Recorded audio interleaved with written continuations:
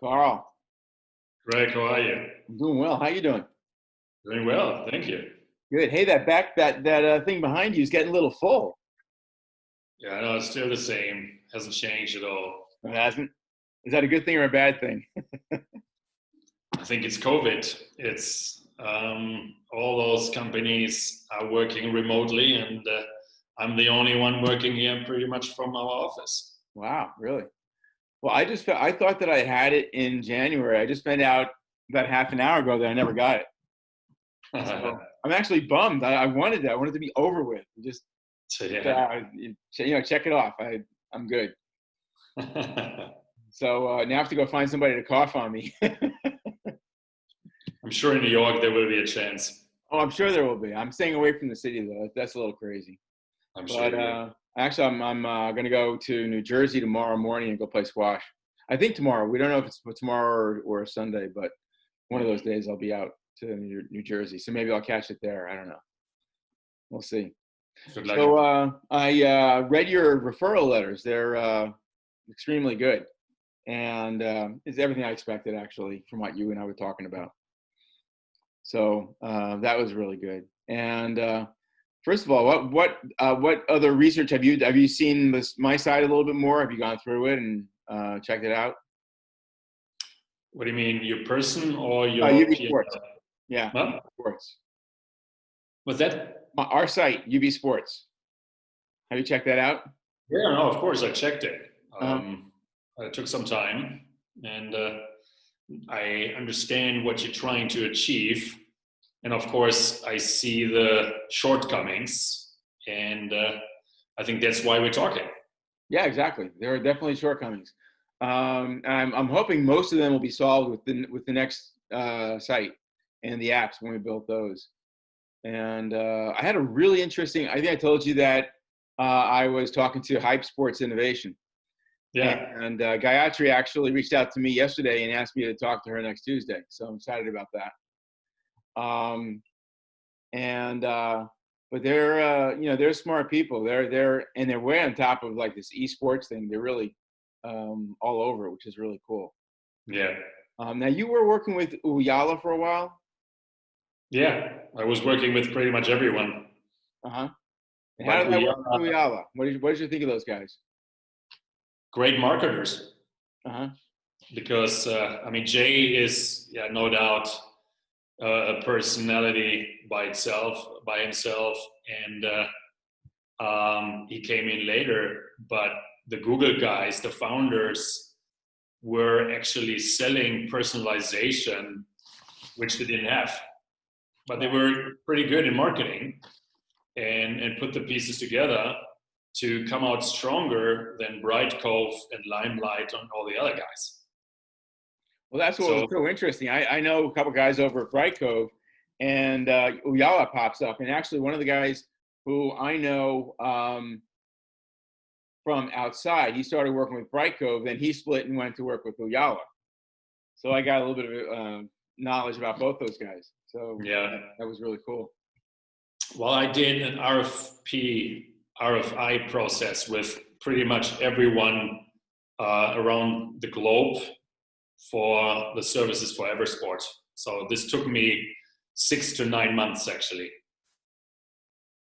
Wow. And then Uyala came out, actually Brightkov came out better. Then I did a deal with Akamai almost. Then Uyala came back. So it was an interesting dynamic. And then Jay himself came in, and the CEO of Brightkov came in, and we had a couple of good rounds of conversations. And what was the outcome? How did you end up?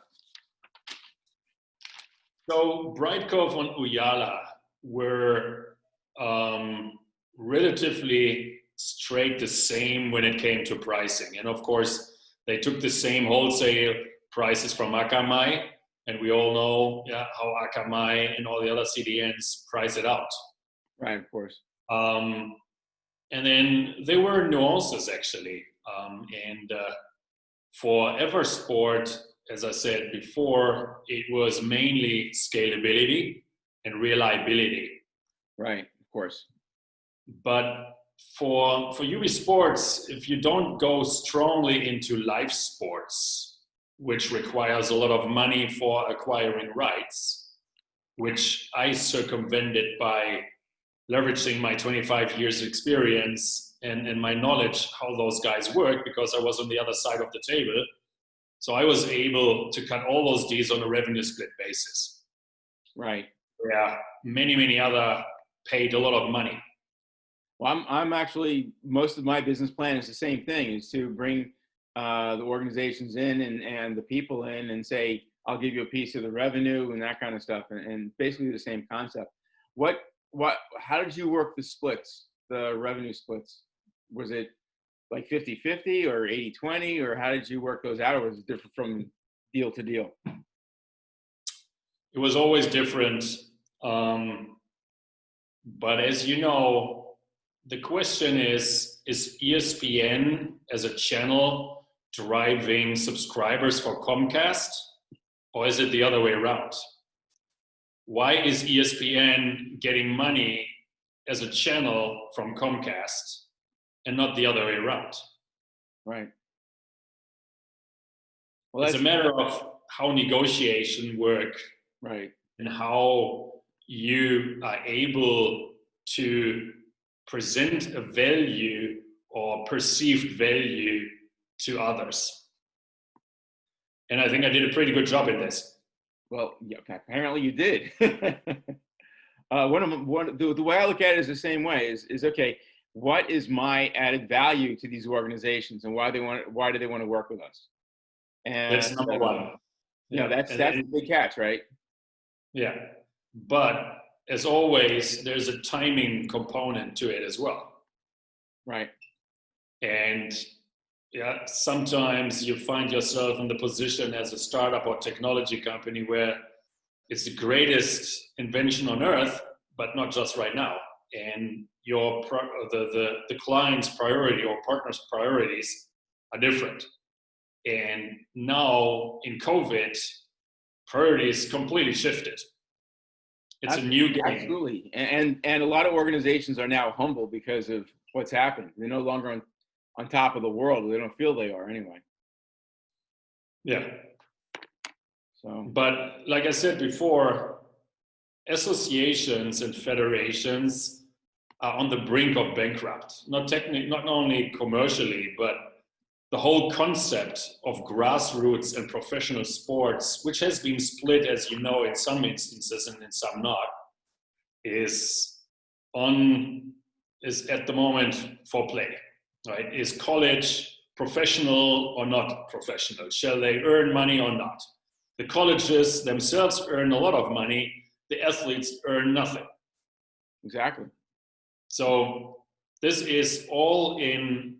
We're facing a major reform in traditional sports. We absolutely are. It's almost at a breaking point, especially now, because revenue isn't what it used. Obviously, the past 3 months hasn't been at all, and they have to figure out what to do and how to go forward. And right, yeah. The model used to be, and I was part of it. If you're a brand, if you're a league and you have a brand, then you have certainly bottom line costs on players and whatever. And then you have 3 revenue income sources. And in the bigger the brand you are, the more you rely on TV revenue. And now in my time, UEFA Champions League total generation of revenue generation was about 70% from TV, 15% from sponsorship, and then ticketing, arrest, and merchandising. Right. And now the time has come where all those lazy bosses need to do way more work than just hardballing TV rights, and then the rest is I don't care.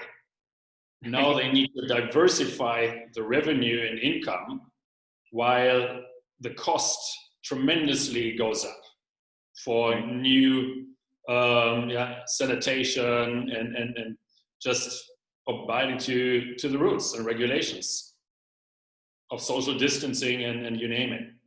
So their P&L is completely upside down now. Yeah, exactly. Especially the L part. They have to figure out how they're going to cover all those new expenses and costs, and Right.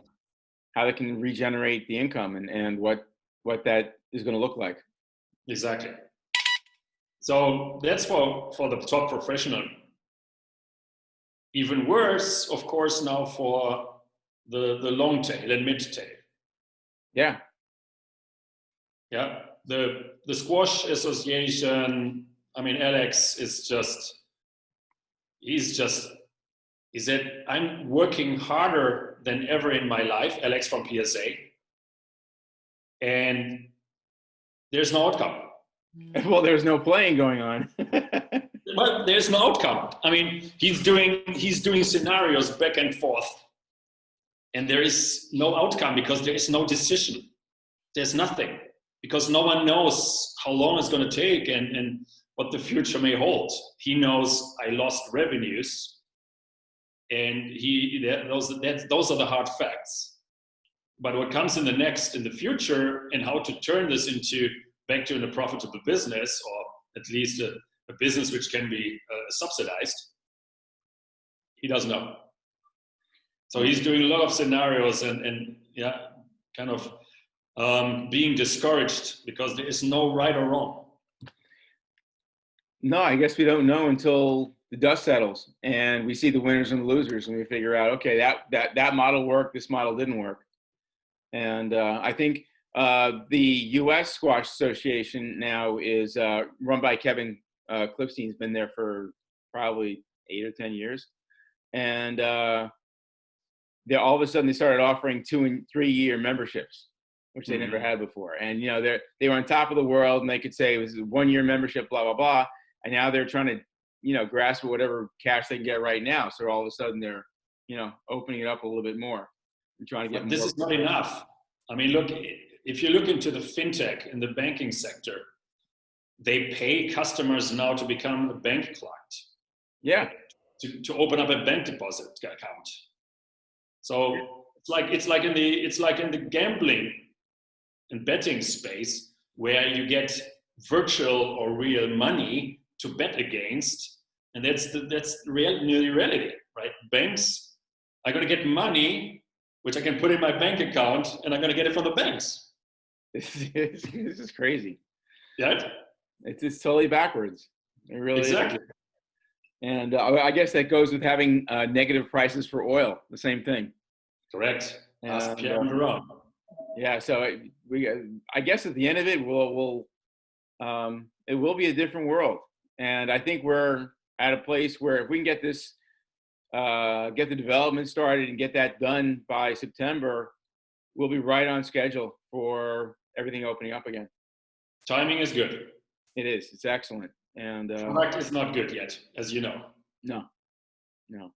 And the group we've put together over here, our team just got a little bit deeper the past couple of weeks. We got one guy who's an ex-pro baseball pitcher, and he wants to take care of the baseball side of things. We already had someone who has a son playing for one of the NBA teams, and she's also been a college coach and a pro coach for 22 years.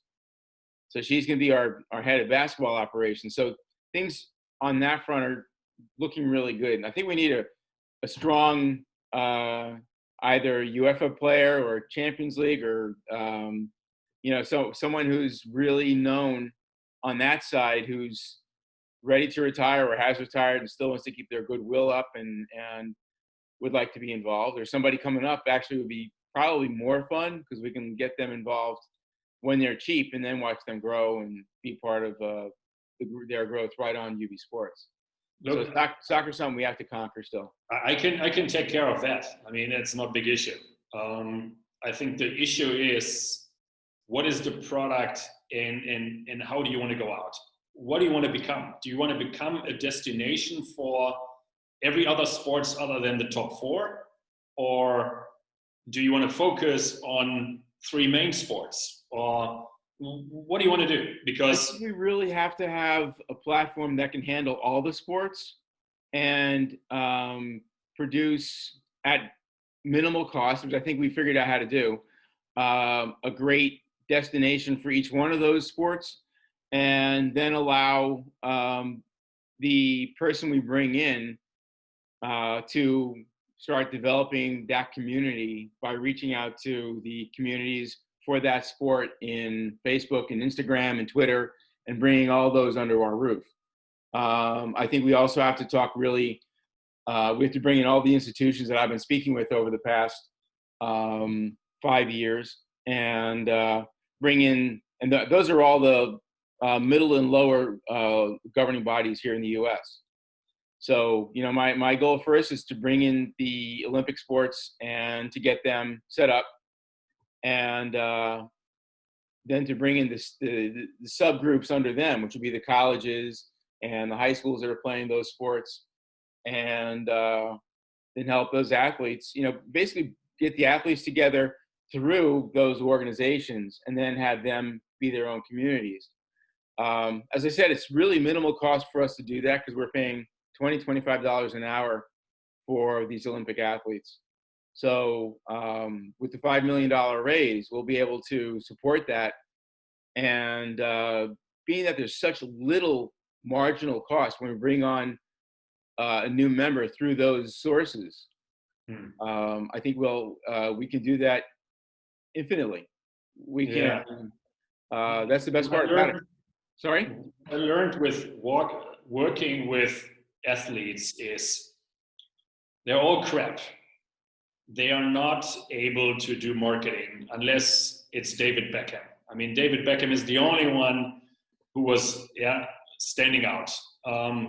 And referring back to Claude Ribal's Universal Sports, he had access to all of them. Yeah, he had this NBC Olympic deal in place, so he had access to all the athletes, and he checked out all of them. Yeah, and in fact, said, look, seriously, the only ones were Bodie Miller and Lindsey Vonn. The rest is absolutely crap.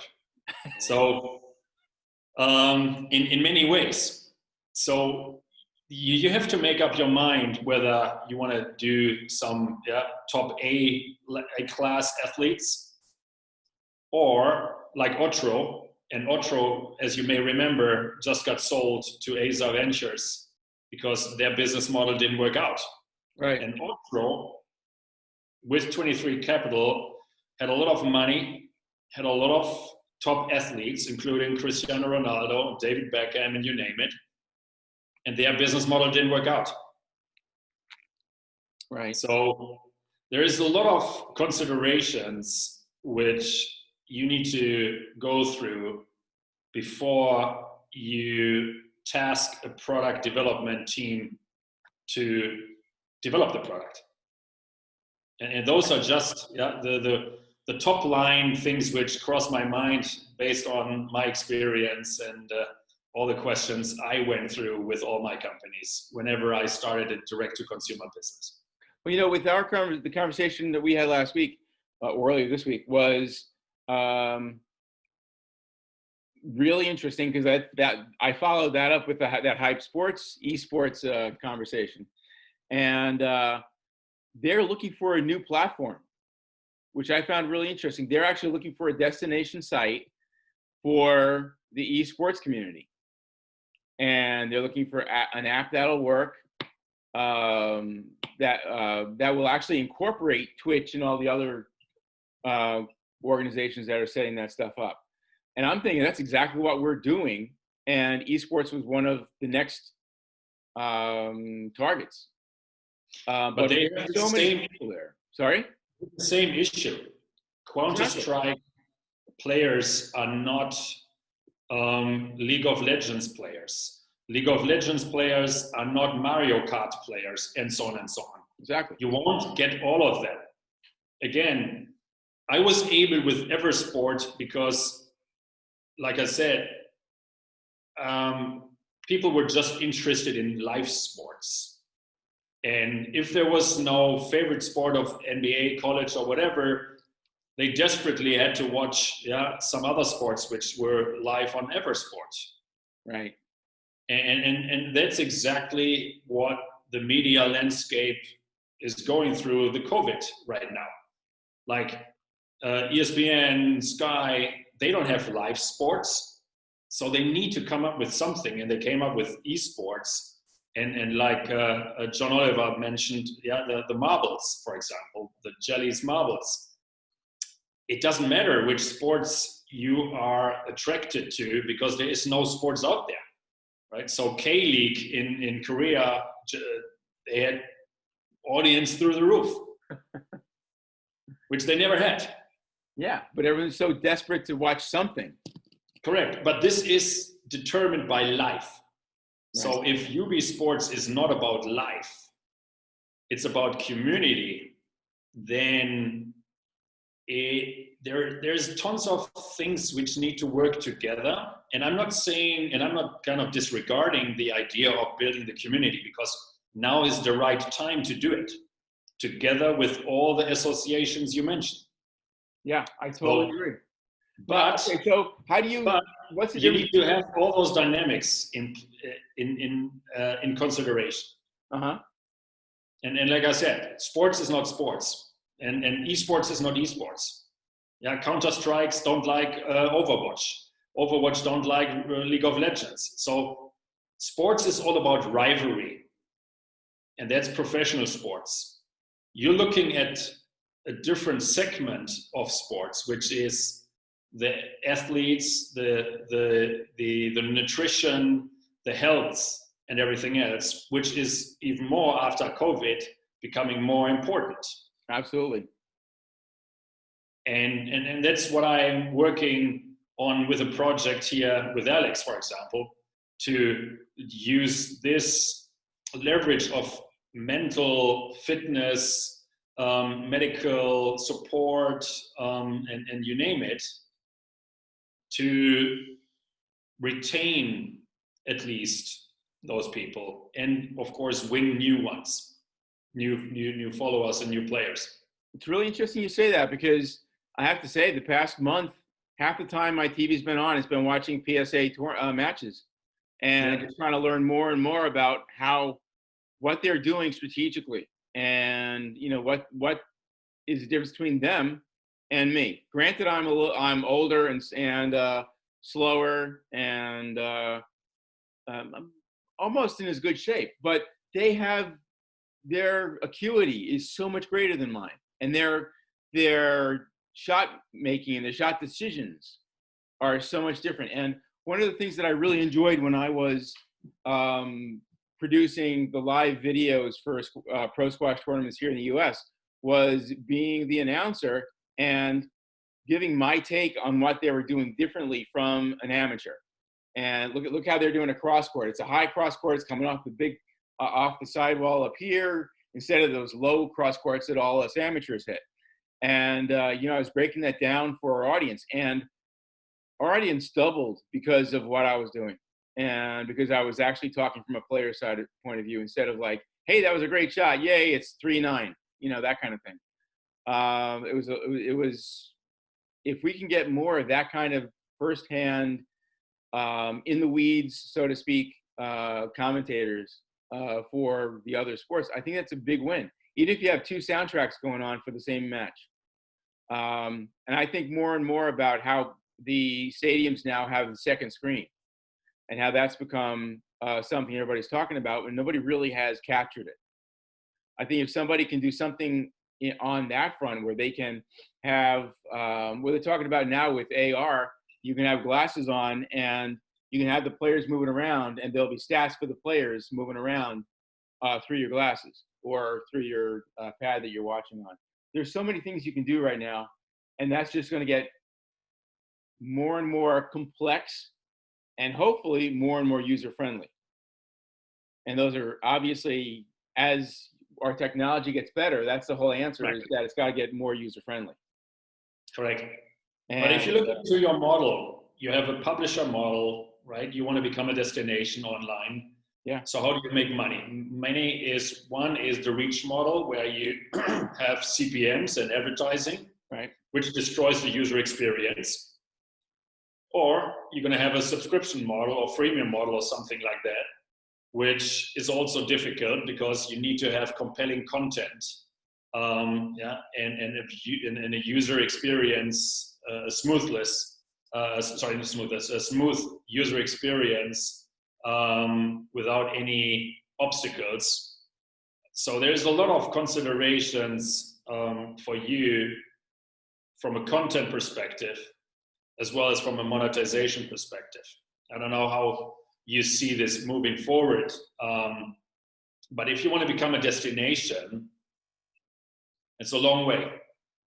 It is a long way. It's I think only possible to become a destination if we are approaching a bunch of sports and trying to grow grassroots as well. And what I am planning, and my thought all along, was to have the large organizations allow us to reach into their membership, and then allow that the compelling content that I can get off the organization, out of the organization, to bring in all the rest of the community in the smaller clubs, out on Facebook and Twitter and all that kind of stuff, because we will have that compelling content that is generated only from the top of each sport. And that really isn't going to cost us more than 15% of the ad revenue that's being generated. And you're right, we have to be delicate about the ad revenue we generate, because as you said, if it's a free model, we've got to make that up somehow. So we have to make sure that we're putting the ads up that, number one, aren't going to be too intrusive to the experience, and that are interesting to the people who are watching. That isn't that hard if we can connect the ads directly with the interests of the players. Now, whenever somebody signs up for UB Sports, they have to tell us what sports they play. So I'll know, as the person's tooling around from baseball to basketball to fencing to running, what sports he likes. And while he's watching running, I could pop up something on one of his other sports. So he's compelled then either to, well, he's interested, number one. He's not saying, another insurance ad, we get that all the time here, insurance or AT&T or Verizon. It's like, you see enough of those, or some shoe company that has nothing to do with what you do. So there's that's what makes it frustrating to see all those ads, is that they're not relevant, and you end up hitting like the ad choices button. You can always hit like X, I'm not interested. And it's that's not really the case if we have endemic ads. If we have a guy who's a baseball player, but he also plays lacrosse, and we pop up a lacrosse ad while he's watching baseball, he's still interested. And that's something that hasn't been done yet in any site I've ever seen, where, number one, they're showing ads about stuff that you're really interested in, except for, of course, like NASCAR, you're going to see stuff about cars. That sort of goes without saying.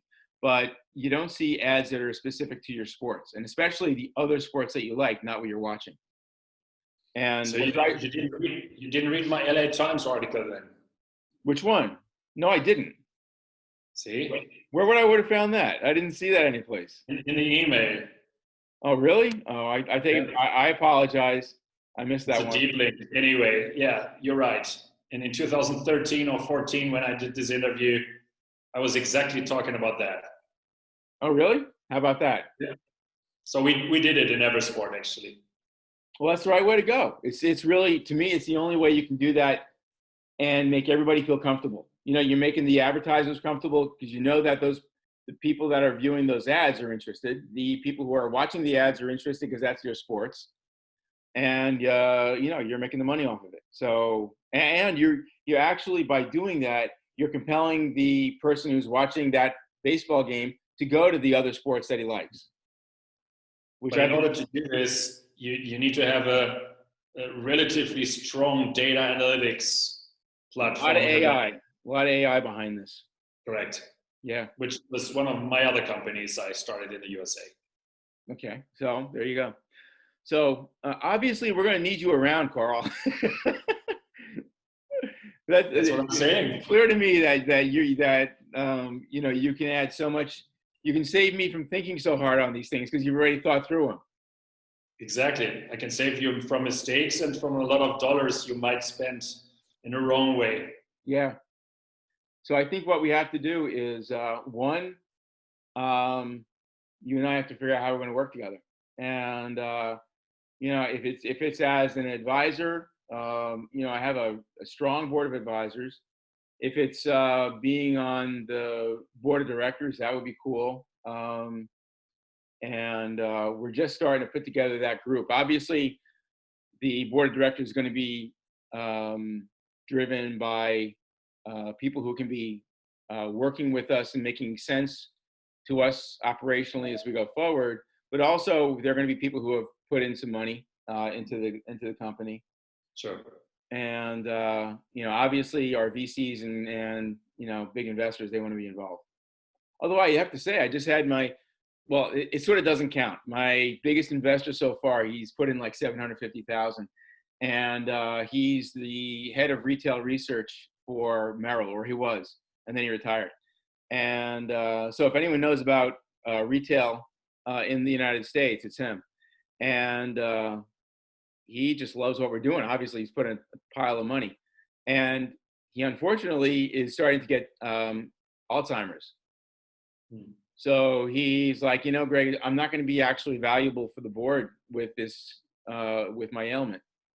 So I had to back him off of the board, but I think our board really should be people who are exactly that, people who have been valuable to us as far as investments go, two, are going to be valuable to us with connections they have and their thoughts and their insights, like you. And really, it makes a lot of sense for someone like you to be involved.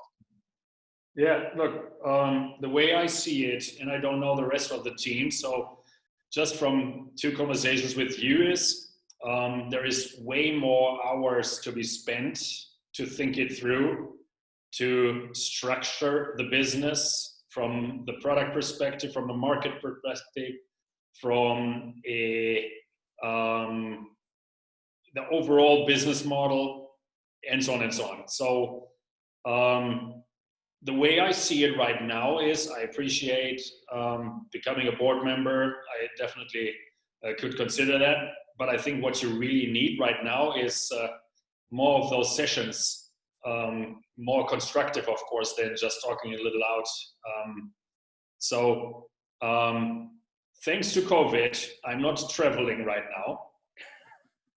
And my business in Australia is pretty much like on hold right now. And I'm spending more time with hardcore work with companies like yourself as a consultant on usually hourly basis, weekly basis, monthly basis, depends on the work I need to do.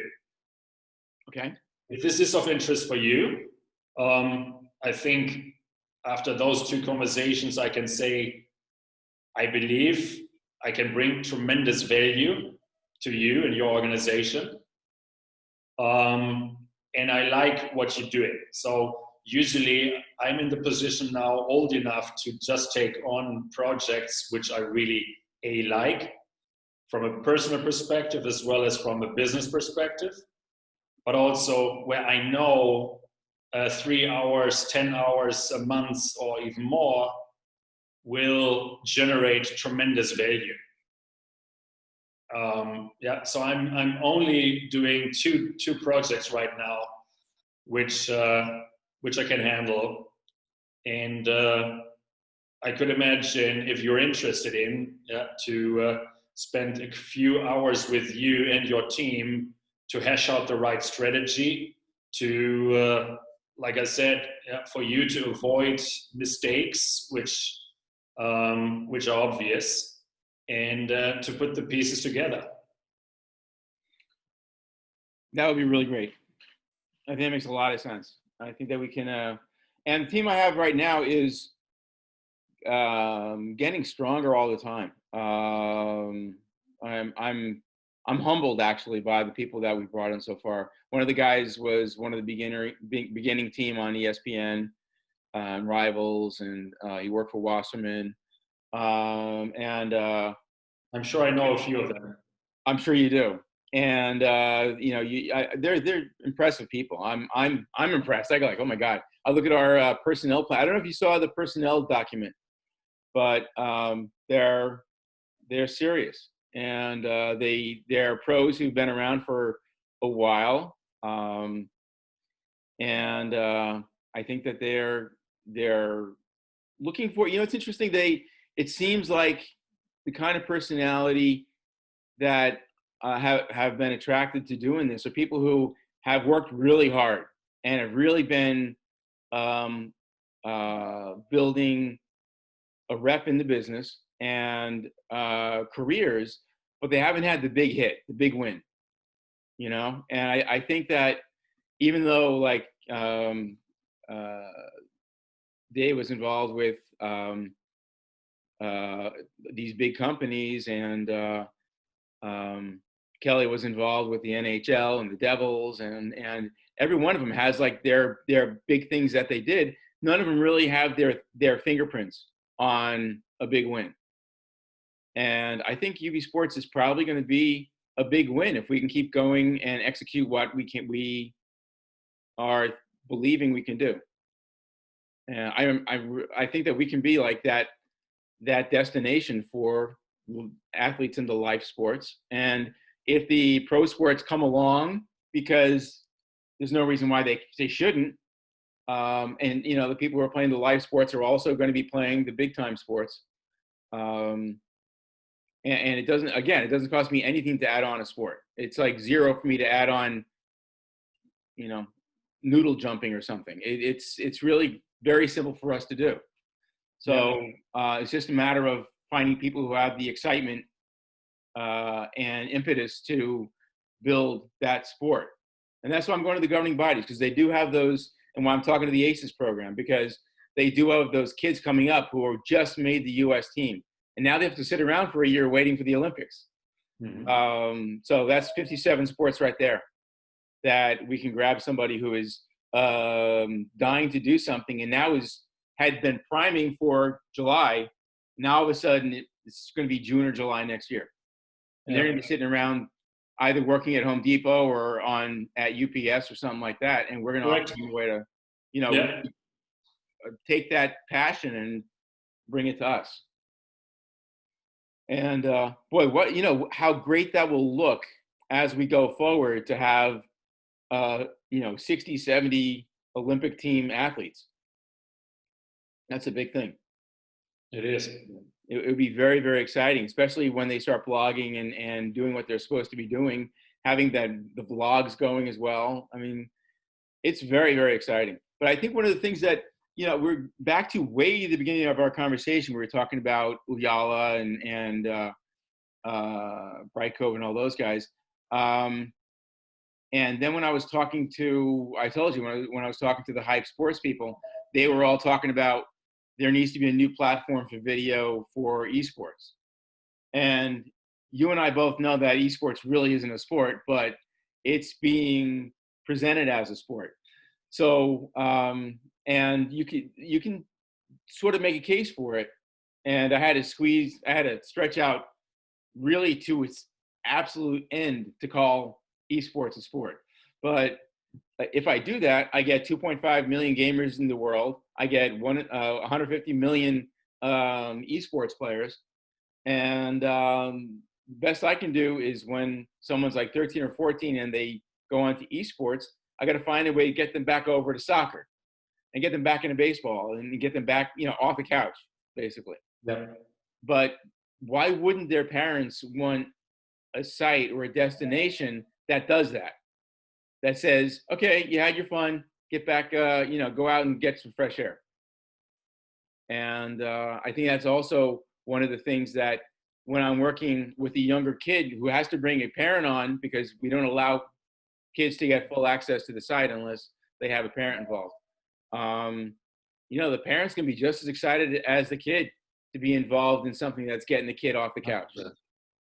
I mean, that's why Hype invested in Fun with Balls, for Yeah, example. exactly. Yeah. They're really smart people over there. And, He's great. Yeah. Yeah, what do you think about them? You think they're Marcus is great. He's a great entrepreneur, a visionary person, a hustler. And even though it's tough times for him right now, 500,000 euros probably just gone, which is tough for a startup company. And I'm just talking public information, of course. right. And he's struggling, no doubt. Yeah. Not only from a business perspective, but also from logistics and everything else. I mean, he's hardware. Yeah. Hardware is always a bitch. Well, yeah, because it gets older every day. And that's number one. And number two, the logistics around hardware is just a nightmare. Yeah. Particularly when you go to China. Oh, that's a whole different thing. I'm trying not to think too hard about China right now because we have our own stuff going on here. But what's going to happen? And that could be such a disaster. China could just be blackballed from the world for what they've done and what they're doing about stealing, IP and everything else. It's just horrible. It's, they could be like digging themselves into a hole that they won't get out for a generation, or at least the next regime change. So I don't know what your feeling is. Another opportunity to unite, and unite is the common denominator is sports. It's not religion, it's sports. Yeah. So if you're able, and coming back to the product discussion, if you're now able to unite people which were not united, because I'm a basketball player, I give a shit about the squash guys. And the squash guys have their own, I don't give a shit about the chess guys. Chess is not really a sport to me. And all those conversations, right? And you might laugh about it, but this is absolutely critical for you to find a voice which unites. One common denominator, which everyone agrees upon, which is not politics, it's not religion, it's definitely not economics, it's sports. It absolutely is, and it affects every person. Exactly. So in terms of marketing, in terms of product, you need to be so specific so you don't run into issues of politics, of sports politics, of anything. You need to be Switzerland more than even Eversport was. Right. I totally agree. Anything is biased is going to be a challenge. And that's the best part about what I think we're doing is that we're totally not.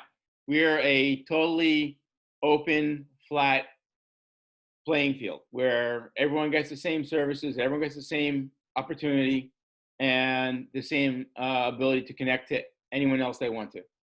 And the fact that we're both horizontal across that board and we're also vertical within each one of the sports really makes us a very special entity. It should work. Like I said, Eversport, I had tons of conversations of IMG saying, if you play MP Silva sports or Lagardère sports, I don't want to be part of it. It took me a year to talk to all the top 6 sports marketing agencies and their associations to say, look, Eversport is neutral. Eversport will not favor anyone. Your fans decide. If they decide to watch a football game which is presented by MP Silva or owned by MP Silva, so be it. So I had to create a whole level of transparency because I had a revenue split. And I say, look, 5 minutes of the 60 minutes were actually watched by a person, and this rights belong to IMG. 10 minutes of the other watching actually belongs to Lagardère. 15 minutes of the other one belongs directly to ATP, for example. Right. It was a nightmare. Because back then, everyone believed they are better than the others. Of course. There's a huge rivalry. And this comes back to the question, which sports and how many sports do you want to start with? Yeah. And then coming back to they've got to be and then the position. The position. What sports should we take on? Well, again, post-COVID sports is where is a net in the middle. They're saying you can't even play doubles; it has to be singles. No, I think doubles work according to the regulations. No. I'm hearing that you can. Well, at least in New York, you can only play singles. You can't play doubles. Yeah, no, it's ridiculous. Idiots. But individual sports is number one. Then, of course, team sports, whereas the net in the middle is probably number two. Right. And there will be a migration of basketball players or anyone else, or contact sports, where they say, no, it's too dangerous for me, but I still need to do something. Right. So why don't I start doing this, starting squash or tennis or whatever. Yeah, but there's a challenge with squash. People they haven't figured that out yet. You know, the sports where you're standing next to each other. They haven't figured it out yet. Exactly. And I don't care. I'm not going to be playing with a mask on. I don't give a shit. I'd rather just get it over with. I mean, I was really upset that I didn't have it because I wanted to be done with it and not have to worry about it. And I think the faster we can figure out what that antidote is, or what the serum is to make us all immune, the faster that happens, the better. In fact, I think that's the only way we're really going to. Besides, there should be a certificate, number one, for having had it already, so you're free to go wherever you want to go, and two, that you've taken some kind of medicine to give you immunity. And if not, then you have to wear that mask. And but it's just such a silly. If this ends up being what it seems to be, which is just another flu, it sort of makes us all look a little silly. Particularly the politicians. Of course. Well, especially in the United States, because this is a great way to say, we're gonna step on the election year and ruin it for the guy who was, slated to win. And so it's just so weird how, and that's all being played under the basically under everything. Like everyone knows that undercurrent's there, but everybody refuses to talk about it. And I don't blame you. If you're Trump, you look like a sort of a sore sport. And if you're the Democrats, you don't want to let out of the bag why you're really keeping the place closed. So, I want to ruin the economy because I don't want Trump to win. Yeah. I don't know what it's like in other countries, but in this one, it's all about that. And we all know it. It's crazy. Yeah, it is. But how can we leverage this now in our advantage, right? There is usually, USA has always been different when it comes to sports. Yeah. Any other territory, any other country in the world is pretty pretty united. But the United States is the only outlier. And they're a mess. I mean, purely because we play sports, or the sports that we see on TV aren't the sports that we're playing. And that's what's so weird is that, 80% of us aren't playing those big sports.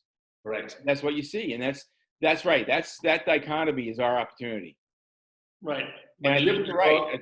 You're probably right in that we should start off by working on the sports that are going to be the first out of the box. The sports that aren't challenged by COVID. So it's those individual sports, it's cycling, triathlon, running.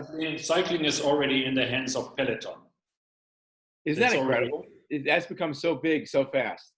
Yeah, but the VCs saw it already 5, 6, 7 years ago when they funded Peloton.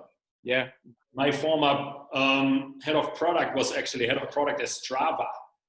You remember Strava? Yeah. Yeah. Great, brilliant. But cycling is gone already.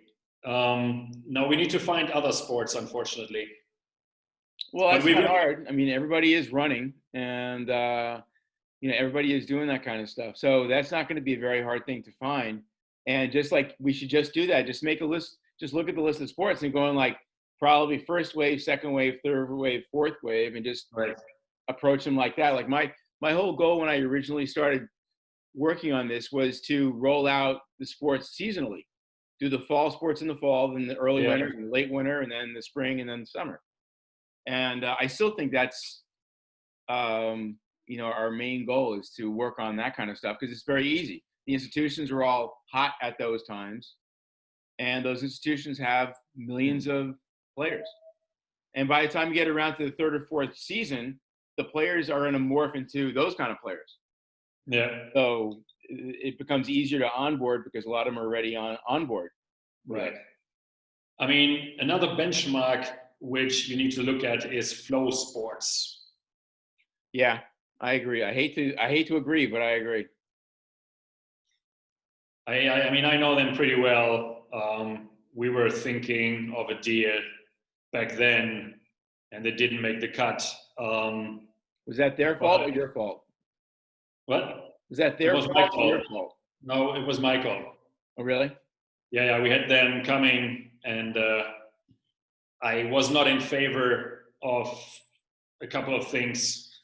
But anyway, they trying to build the same, and they decided against one destination. Instead, they just created destinations per sports. Yeah, flow track, flow gymnastics, flow. Exactly. Yeah. And you know where they started with the Florianis? The first sport we wrestling, did, wasn't it? What? Wrestling, wasn't it? Exactly. Yeah.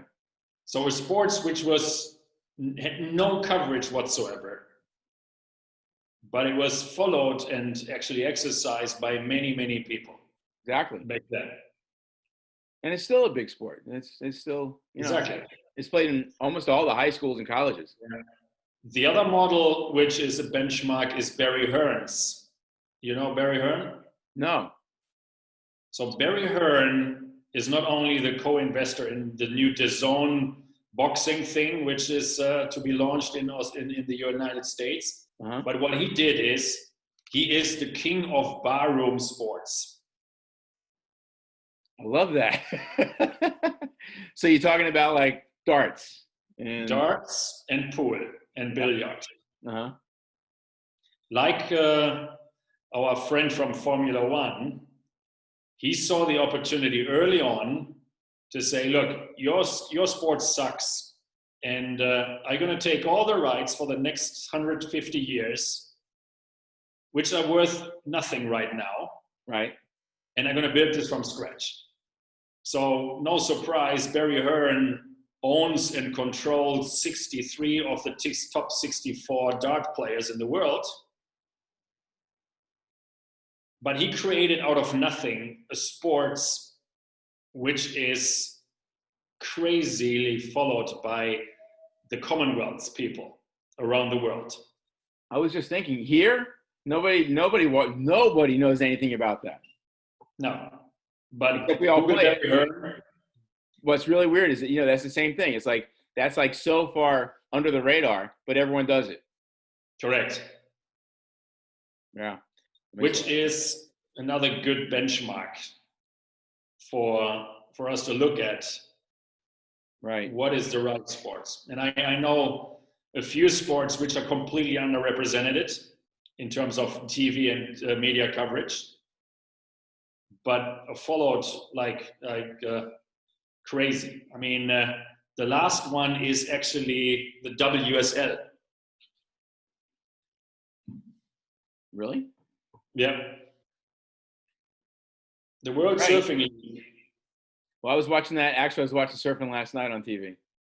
They were surfing the wedge. Well, finally, they made it, but they spent so much money on. In fact, this time it was New Line. Have you heard of New Line? Yep. They spent tons of money to produce those events and stream those events and make a whole like hundreds of thousands of dollars every month. And then they realized a sponsorship advertising model is not going to fly. No, you can't, because especially the endemics. I mean, you can't really, how many surfboard companies can afford an ad in the first place? And and the surfers are used to not to pay for content. Right. So they tried to put a paywall behind it and realized no one cares. Because YouTube, all those videos uploaded from all the surfers to YouTube, they were free. Yeah. That's where I was watching it yesterday. It was on YouTube. Exactly. So it comes down to creating a community. And that's, funny enough, I think NFX or Andreessen Horowitz, just last week or 2 weeks ago, they had in their newsletter, if you want to build a new social network, now is the right time. Certainly is. Correct. Absolutely is. That's why we talk. And in sports, it's like people are so dying for something right now. Correct. So, a little bit of out of the box talking, but there's tons of things which I don't know whether you already made up your mind or thought through, but as you can tell, there's tons of work to be done to get it right. Because as soon as you talk to your developers, you better have everything completely clear in your mind, because otherwise you double and triple pay. Because those guys just do whatever you tell them. Yeah. As many times experienced, I guess. Well, yeah. Unfortunately, I have a lot of experience there. Very painful and expensive experience. Exactly. And that's, you're absolutely right. But I one of the things I really like about what we've done is that I think the functionality and the workflow are pretty on, and especially the back office. Our back office is beyond anything. There's nothing close to what we have. If you're a team manager or a coach or a league manager, there's really nothing that compares to what we have on the functionality on the backside for operations. Then do another benchmark, a company called Greenfly. Greenfly, never heard of them. What do they do? They connect players, fans, and media companies. Media companies being rights holders or media companies. And they have a flawless workflow of video content. Really? I'll have to go check them out. I'd never even heard of them, which I'm embarrassed to say, but maybe I'm glad I know a little bit more than you in some cases. I guess so. But I'll have to do a little research on those guys. Yeah. They're heavily funded. They're good guys. They started with baseball because one of the co-founder was a former baseball professional. Very cool. I'll definitely have to check that out. But I think that they are thinking along the same lines as what I really came to that conclusion this past week, is that we need to have a video system that is right, like if not beyond what is available right now, at least as good as the best available. And we have to have it with smaller bandwidth and with more flexibility. Then you definitely need to hire me. I think that our video conversations are going to be really, really good because I also have a friend who's out in Arizona who is on the Apple 5K team. They're thinking like 5 years down the road, and he has an algorithm for video that I don't know if it still is, but as of like a year or two ago, it was as good resolution as Netflix with 1/3 the bandwidth. So I don't know if Netflix is caught up, but yeah, it's Phoenix. Phoenix is the company which does it. It's based out of New York. Well, there's another company out in Arizona that's better. So, well, at least he says he is. I don't know if it really is. But the Americans are all the same. They all believe they're better. I know. So I'll have to ask him if he's better than Phoenix. But definitely, that's very interesting. Yeah. So, all right, man. So where do we go from here? You let me know. I'm interested in spending some extra time. I enjoy my conversation with you and the ping pong. Again, I'm working. Yeah, I can work up to I don't know how many hours. I mean, I'm not flying, so count all those flying hours. Yeah, exactly. As useless for me right now. Well, I think that's what I think people are really realizing is that they actually can be a lot more effective per hour than they were before. Yeah, look, I was flying every month to Australia, which is 20 hours back and forth. Oh my God. So take my 20 hours a month, and that's already just Australia. That's incredible. That's incredible. Now let me know how you want to work with me, but I can set aside hours, days, potentially weeks even, or months, whatever we want to do. Now, what do you think how would you work your costs? What's that? How would you prefer to work your costs? You know, how much your fee would be?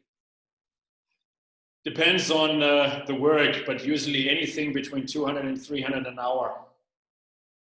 Holy crap, you're expensive. You mean, are you talking about ruples or what? What are we? Have you heard of GLG, Gerson Group? Yeah. That's my price, 350, and they pay it. Wow, that's great. Nice. Yeah, so I think that would be very, that's reasonable. I think for those few hours, we get a lot out of it. Now, how could you help us as far as the funding goes? Would you like to invest your own money? How would you like to work those sides of things?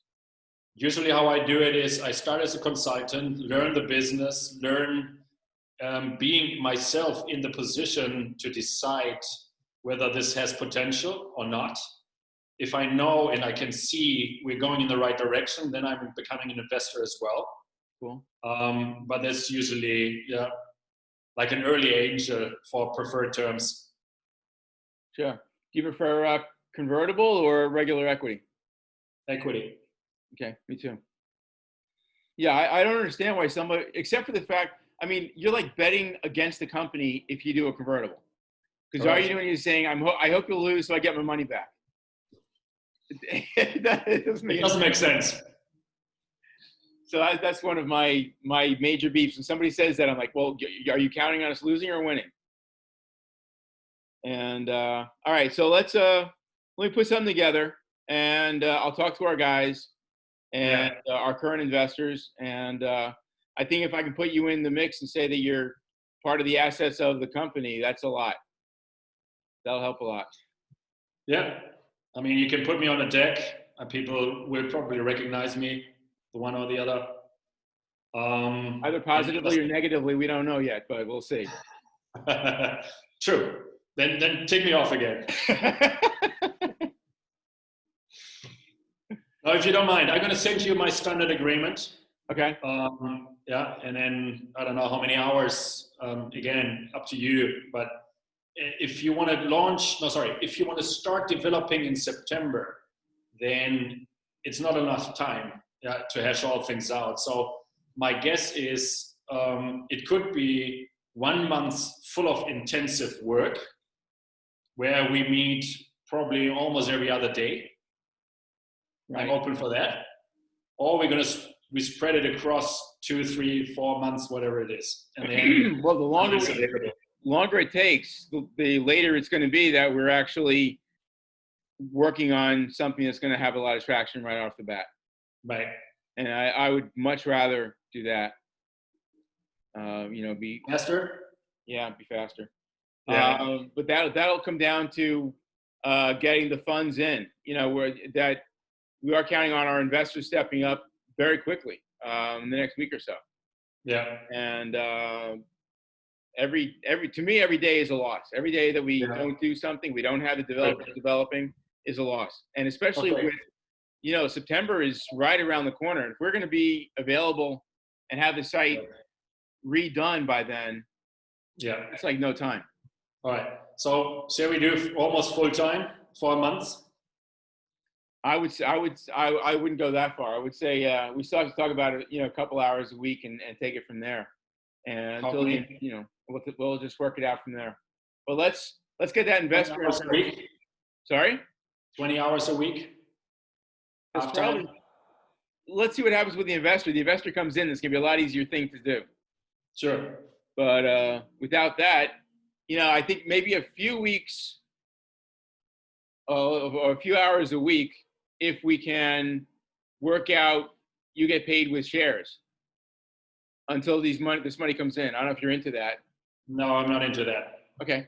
I'm gonna wait for next week then. Yeah, of course. The contract. It's Friday anyway. So exactly. Let's see when this guy wants to come in, and we have right now 2 sets of investors.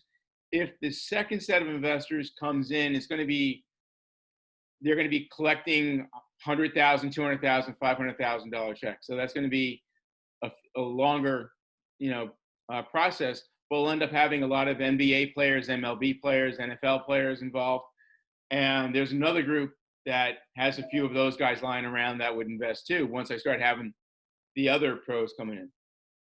So I would like also a couple of big names in the soccer world.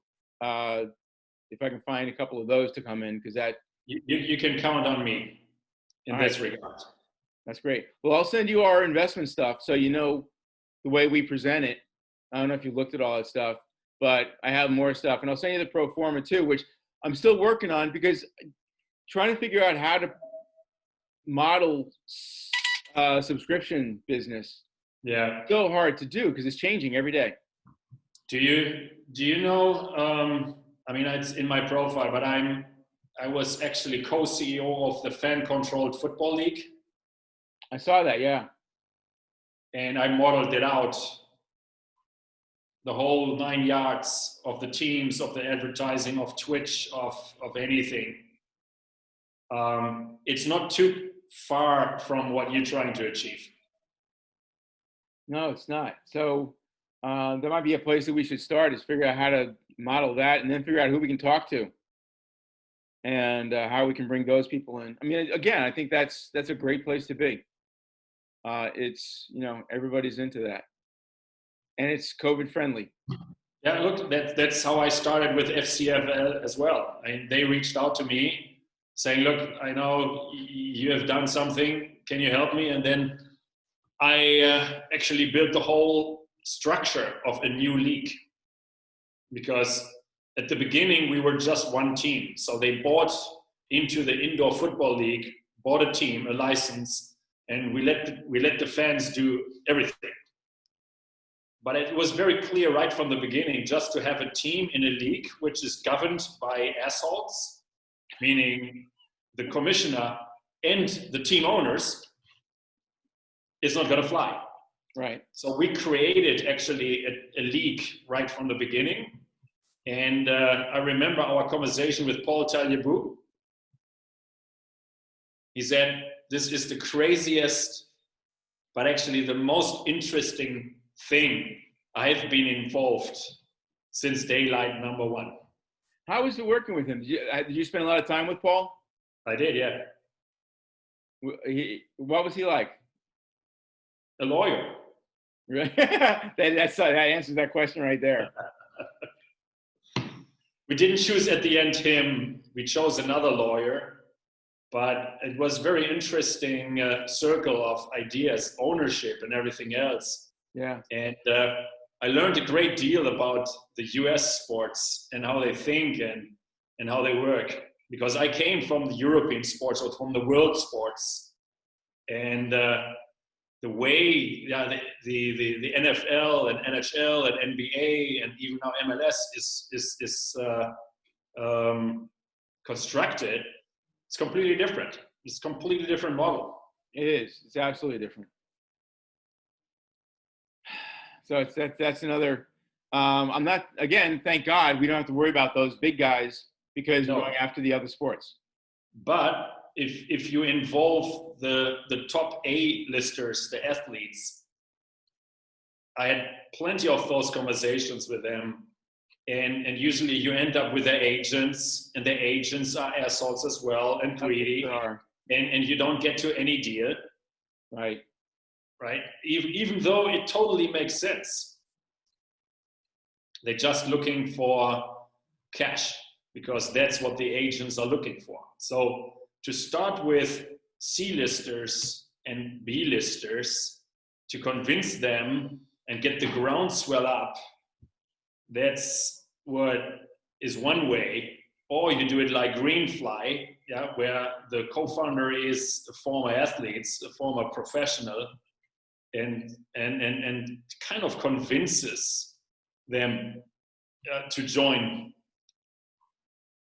Well, I've been pretty lucky that way because, you know, I come from it also from being an ex-pro, and even though it's a lower profile sport, sports, I'm able to do that. And, you know, I know so much now over the past 15 years, I've learned so much in Olympic sports and the lower profile sports that I can basically talk their game, and they understand that I'm basically an insider like they are. And which is an asset, 100%. It's a big asset. It really helps a lot. Yeah. It does. The same way you've done it with, you know, being at the top of the sports that you've been with, that helps a lot. Yeah, but I wasn't a professional, so I always had to do another approach. I always had to pay until I found out how to convince associations and leagues and federations by tapping into their biggest needs. Exactly. Which really come down to two things. They want more people, more fans, and they want more money. Yeah. So if you can conquer that, you cannot deliver money immediately. You need to find ways to create perceived value. Exactly.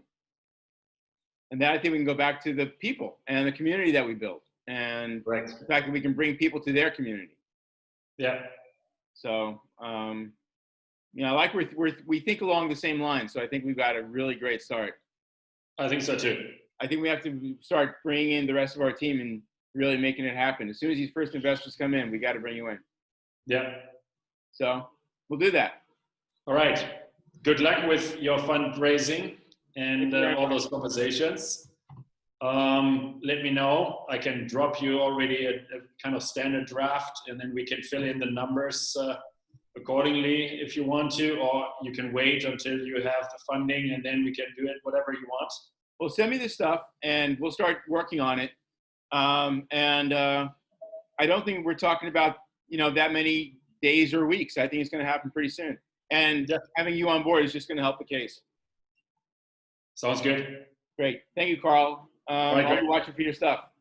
Thanks for you. Yeah. Take care. Ciao. Bye.